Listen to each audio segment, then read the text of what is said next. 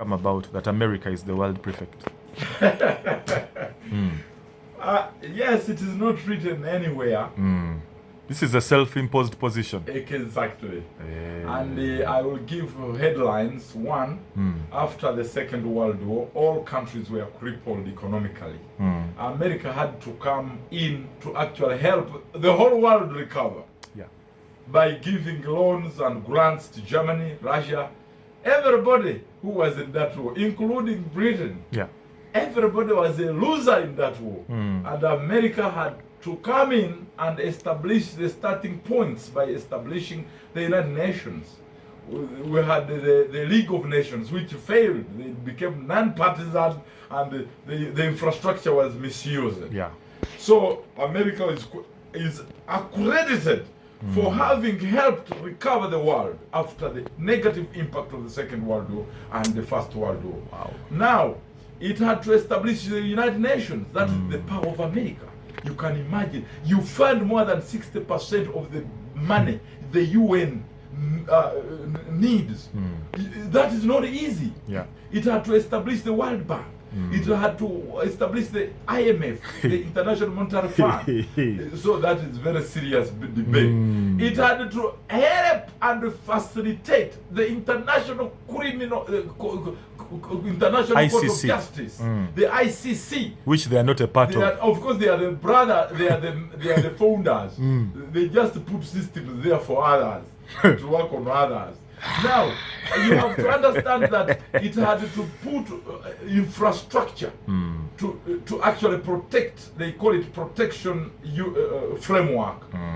Their allies had to have and host U.S. military bases so that they can protect. Come in when need be. Yes, when attacks come to their allies. Japan has a huge number of United States military bases to protect it from aggression.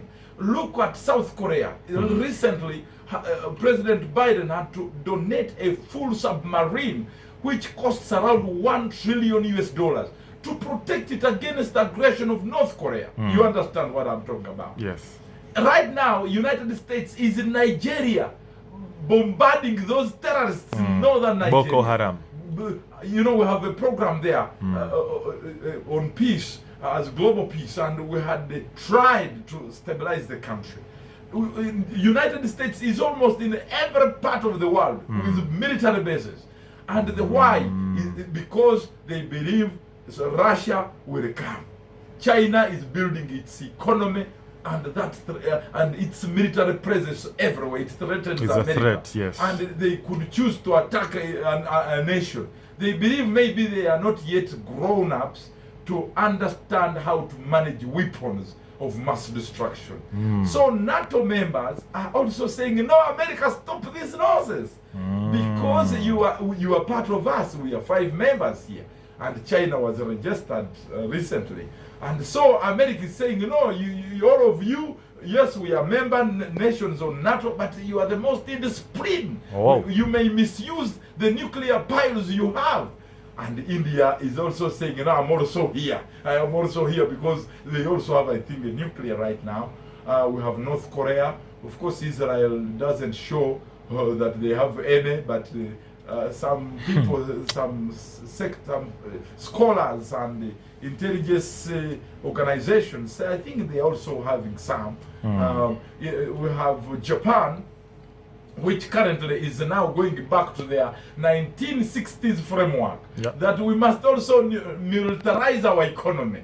We must also build our security. Yes. So that China yesterday was saying, no, the Japanese militarization budget, and they are coming back again, is going to create insecurity for China and the Northeast Pacific and East Asia. So somehow, we are. That's why the Global Peace Index is lowering. The performance is really poor globally, because for the last 17 years we are seeing more nations attacking their neighbors. That is happening. And increased budgeting in militarization is causing, is creating a gap Yeah. in the investment in the core development, human development areas of education, transformation, energy, clean energy developments, construction of good roads. So we are forgetting development. We are now building more of weapons, buying American weapons and going to Russia. That is the stupidity of leaders. I don't know why they can't learn from history. Germany had to suffer the consequences. Hitler had to pay, and even you remember the history Yes. of Italy is nowhere now today because Napoleon. France, Napoleon Bonaparte, they don't learn from history. We have to focus on making our citizens happy, peaceful, Okay. and invest more to defend human rights. Invest more money in protecting the environment, because look at how much environment we are losing. The cutting, how many miles and square miles we are losing in forest cover. You understand? Our tourism is coming down because the forests are being encroached on. Look at the air quality is poor globally.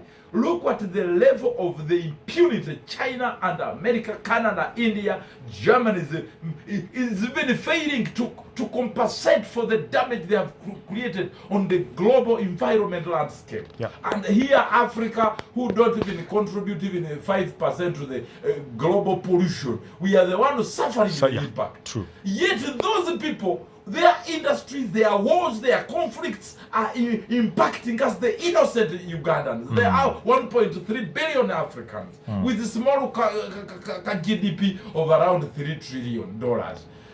But look at how much these guys are investing in weapons. Wow. B2 alone is $2 billion.